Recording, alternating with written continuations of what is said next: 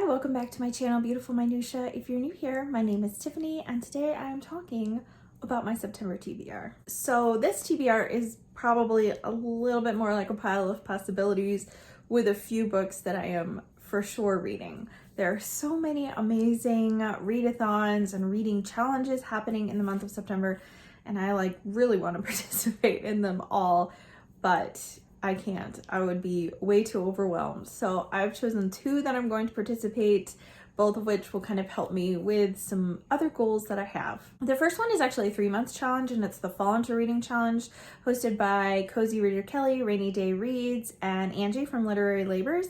And I'll have their channels linked below so you can go check them out. And they actually have a bingo board, which is really fun because summer book bingo is now over by the time this video is come out, and so theirs is really fun because they have a bingo board. It's actually quite a bit smaller than mine, and it goes from September 1st to November 30th, so you have 3 months, and there are 12 prompts.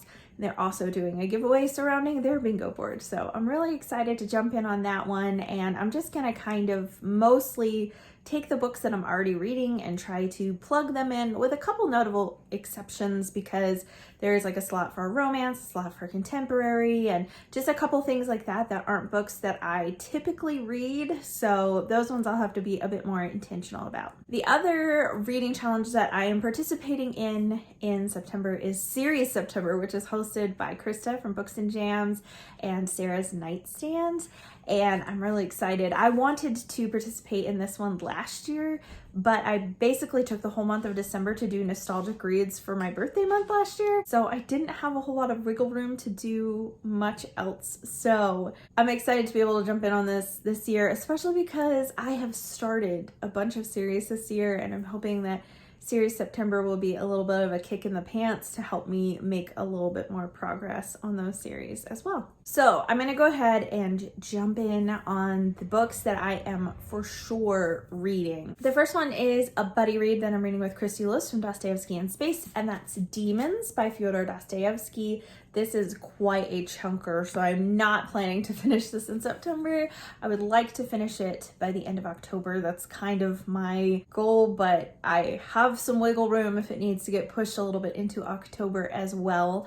I don't know anything about this book. I got it for Christmas last year, and it is on my Classics TBR, so I'm excited to finally tackle this one and to read it with a buddy. That's just gonna make it that much more fun. If I plug this into my Fall Into Reading bingo board, this could either be orange on the cover or a classic. It could count as either one. But like I said, I'm just gonna kind of take stock as I go before I decide which spot this is actually going in. Next up is a read-along that I'm participating in, and that's The Dispossessed by Ursula Le Guin. This is a read-along that is being put on by Sandy from Miss Reads a Lot. It's part of her 1001 book challenge, I think, which she does, where she's trying to read all of the books on the 1001 books you need to read before you die, and The Dispossessed is her pick for September, and it also happens to be on my read or read list, and I'm trying to make some progress on that. So when I found out other people I knew were reading this, I was like, yes, I'm gonna jump into that. I don't know anything about it other than that it's a sci-fi. I actually read another Ursula Le Guin, The Wizard of Earthsea, last September, I think. It's either September or October. It was last fall. And while parts of it were enjoyable, I didn't really love it or want to continue on with the series. So I'm gonna pick up this one and see if I like her sci-fi better. Also, I'm pretty sure Wizard of Earthsea was considered either upper middle grade or lower YA, and this is an adult book, so maybe that will make a difference too. The last buddy read that I have on here is The School for Good and Evil. It's on my read or read list, and I'm also going to be using it as a prompt for the Buzz Wordathon, which I think it's supposed to be light and dark in the title. And I am taking that to kind of a different level by saying that good is light and evil is dark.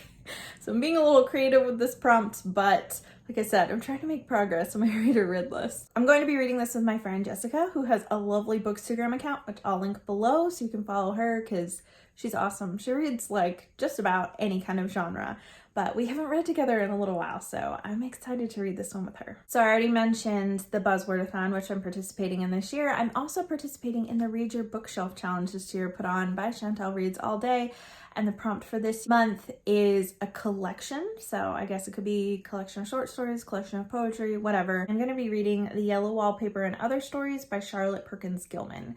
I actually read the title story for this last fall, I think, and I haven't read any of the other ones in here. I think there are 6 others, and the whole thing is pretty slim. So this felt doable, and I'm excited to read this one because I really enjoyed The Yellow Wallpaper. Okay, now I guess we're kind of getting into more possibility pile books. Those 4 are ones that I'm definitely reading, and then everything else is a little bit more up for grabs. So I'm about halfway through The Two Towers by J.R.R. Tolkien, and I was listening to it on audio, and then the audio dramatization that I was enjoying and wanted to continue listening to on our road trip to North Carolina is gone. I can't find it anywhere. It's not on Spotify. It's not on Apple Podcasts or any of that kind of stuff. I can't find it anywhere. So I'm going to be switching to the physical edition because the entire Lord of the Rings trilogy is on my Classics TBR for this year.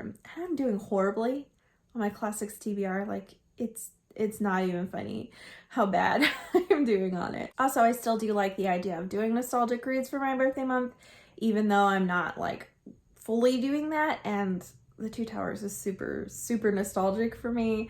So I'm excited to continue reading this one. I was kind of saving it for road trips, but now that I can't do that anymore, I'm just excited to just read it. Okay, I've mentioned several times that I'm doing really badly on my Classics TBR for the year, and I'm kind of realizing that since it's September that I have a lot of books still left on there, and a few of them I have plans for. Like, I'm reading one in November, I'm reading several for Victober, and so I have a couple other books that I don't have places yet plugged in for them. So what I would like to do is, I have 3 classic works here, 2 of which actually could be read in Victober too, but I don't want to overwhelm myself and plan to read like 4 Victorian novels in 1 month, because I tried to do that last year and I got super burnt out. So I'm gonna see if I can add one of these onto my list for this month. And like I said, it is tentative. So I think what I would probably do is maybe I'll do like a try a chapter kind of a deal and figure out which one I want to put on my TBR more officially. So the ones that I have is The Return of the Native by Thomas Hardy, which I think I have started. No, I haven't. I thought I did because this was in here, but I'm still on the very first page. So no, I have not started this one.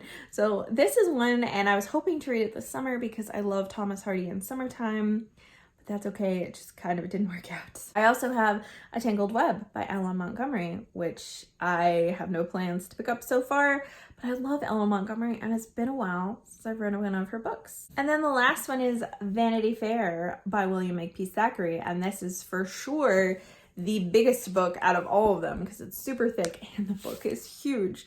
So this is a longer one. I did find a copy of this one on audio though, so I could like alternate between reading and listening to it. So that makes this one a little bit more appealing for that reason, but we'll see. So my plan is to take these 3 books and do some sort of try a chapter to kind of figure out which one I want to read next. Okay, the rest of the books that I have here are all for series September. The Two Towers would also count for series September also, I think. So first of all, I have Spy Family, volumes 3 through 5, which have been sitting on my nightstand for forever. And they count for multiple prompts for the series September bingo board, one of which being like a graphic novel, which I think is the outside of the box one. And then there's a prompt that's read 2 or more books in a series, so this would count for that as well. This book also will count for multiple prompts. The You Own It, Now Start It, or Blast from the Past, because that could be like an old series on your shelf. And that book is The Frog Princess by E.D. Baker. I've read one E.D. Baker before and really enjoyed it. It's like fairy tale retelling. And I think that this is actually the book that The Princess and the Frog, the Disney movie, was based off of. So that's really fun too. And this is also on my reader read project. So another way to knock one of those ones out of there. And so far, all the books I've mentioned besides The Two Towers have been very easy and quick reads because Spy Family is a manga. This is a middle grade. Those are all really easy and quick books. I would also love to read Legacy by Shannon Messenger. I had this on my TBR for August and it was going to be one of my book bingo prompts, and it's the one that I didn't even get to at all, which is really unfortunate because it was the book that my daughter recommended. So, whoops. This would count for the That's a Wrap prompt, which means that you finish a series because the next book in the series is not yet out. So if I read this one, I will be pretty much caught up to where the series is, and then the next book comes out in November. Oh, I also forgot to mention that the Let's Get It Started prompt, The School for Good and Evil, would count for that one. And then I have started a lot of really great fantasy series this summer, and so I would like to continue with one of them. So I have 3 options. The first one is Words of Radiance by Brandon Sanderson. This is book 2 in the Stormlight Archive. But I probably won't do that one, partly because I actually don't own that one. Shockingly, I have all the other books in the Stormlight Archive except book 2. So I'm hinting to my husband to buy that one for me for my birthday. But I have 2 other books sitting here that I can use. So one of them is An Autumn War by Daniel Abraham. This is book 3 in the Long Price Quartet. I read the first 2 books this summer. Enjoyed book 1. Book 2 enjoyed a little less, and it's made me not quite as motivated to pick up book 3, but I've heard from people who love this series that once you've read the whole series, like everything just kind of like falls into place, and the series is better as a whole rather than simply just enjoying individual books more than the others. Also, this is very like autumn vibes because it's an autumn war. But I love this world. I think it's so fun and so creative, and I really like that, and I like how they're written. So maybe I'll give this one a try. My other option that I'm really excited about is Red Seas Under Red Skies by Scott Lynch. This is book 2 in the Gentleman Bastard series. I read The Lies of Locke Lamora this past summer, and I feel like I've been talking about it ever since I read it. I was not expecting to like it very much at all, which is why it was on my reader read project for this year, because I'm like, this is sitting on my shelf and I have very low expectations. I don't think I'm gonna love it, so I should probably just read it or get rid of it so I can make room on my shelf.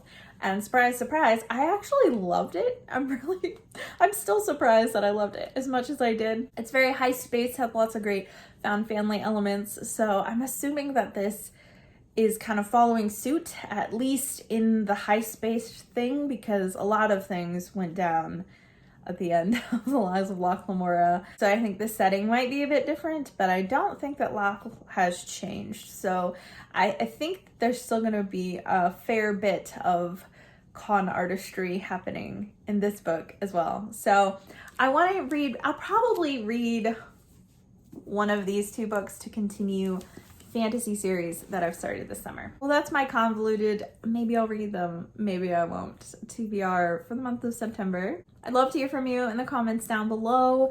I'd love to hear if there's any of the classic books or fantasy books that I'm considering reading in September that you would recommend or that you think I should prioritize. And I would love to hear what you're reading in the month of September, and if you're participating in any of the amazing readathons or read-alongs that are happening in that month. Thank you so much for watching. If you like this video, please hit like and also subscribe so you can continue to see more bookish content from me, and I will see you again next time.